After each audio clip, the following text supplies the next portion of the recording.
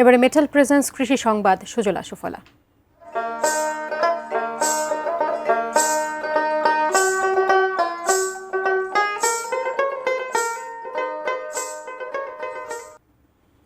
পাবনা সদরের দাপুনিয়া ইউনিয়নের মির্জাপুর গ্রামের আদর্শ কৃষক মোহাম্মদ আনিসুর রহমান বিশ্বাস চাষাবাদে নতুন প্রযুক্তির প্রতি সবসময় আগ্রহ তার।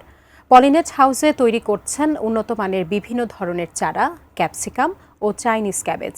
বিভিন্ন ধরনের ফুল ও বছরব্যাপী চাষ করছেন উচ্চ ফলনশীল জাতের টমেটো।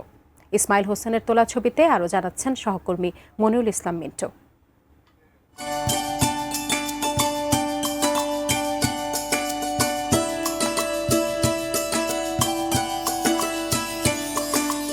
এই চারাটা কিভাবে উৎপাদন করতে হবে? আপনার কোকোডাস মিডিয়া দিয়ে ওটা নিজে তৈরি করতে হবে। তৈরি করার পরে বীজ আপনার ট্রেতে দিতে হবে। তো আপনার এখানে তো বিভিন্ন কালারের মরিচ দেখছি। এগুলো চায়নার বীজ এবং চায়না থেকে আপনার বীজ নিয়ে এসে আপনার রেনু তৈরি করি। আমি এখানে এটা আপনার প্যাকেটজাত করছি। লং টাইম হয় মাসে 2-3 বছর। যদি 2-3 বছর ধরে এই মরিচ পাওয়া যায়? জি, পাওয়া যায়।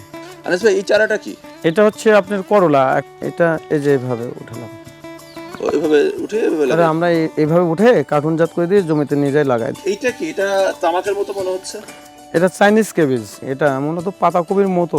পাতাকপি তো গোল আর পাতাকপি এটা হাড়িয়ার। এটা চাইনিজ, এটা লম্বা, এটা আপনার নরম। এই টমেটোটা আশা করা যায় যেভাবে আমি এখানে এই যে ব্যাগে রাখছি, এই গাছটা আমি এর আগে আমি টেস্ট করেছিলাম। দেখা যাচ্ছে লং টাইম, মানে 9 মাস রাখা যাবে। এটা কি জাত? এটা ইউনাইটেড কোম্পানির মিরাক্কেল। মিরাক্কেল? জি হয়। আচ্ছা, তো আমরা তো জানি যে আমাদের বাংলাদেশে এখন টমেটো সিজন শেষ হয়ে যাচ্ছে। জি। তো আপনার এই টমেটো কি মাস পর্যন্ত পাওয়া যাবে? এটা এখনো নভেম্বর পর্যন্ত আমার এটা চলবে। আগামী নভেম্বর মাস, মানে বর্ষাকালেও আপনার এখানে টমেটো থাকবে? জি, থাকবে। আচ্ছা, তো সেই সময় এই টমেটো কত করে কেজি বিক্রি করেন? সেই সময় আপনার 100 থেকে 150 টাকা কেজি। 100 থেকে 150 টাকা কেজি? জি। এবং 3টা থেকে 4টাতে 1 কেজি হয়ে যাচ্ছে। জলবায়ু পরিবর্তনের কারণে আমাদের কিন্তু বর্তমান কৃষিটাতে পরিবর্তনের মুখে আর কি। এই কারণে আমাদেরকে চেষ্টা করতে হবে আধুনিক প্রযুক্তিতে যাতে আমরা চাষাবাদটা করতে পারি। এবং এই পলিনেট হাউসটাতে যেহেতু তাপমাত্রা, আর্দ্রতা এটা নিয়ন্ত্রণ করা যাচ্ছে, যার কারণে এখানে আমাদের কৃষক আনিসুর রহমান কিন্তু এখান থেকে বেশ লাভবান হচ্ছে। Monirul Islam Mintu, ATN news, Dapunia, Pabna.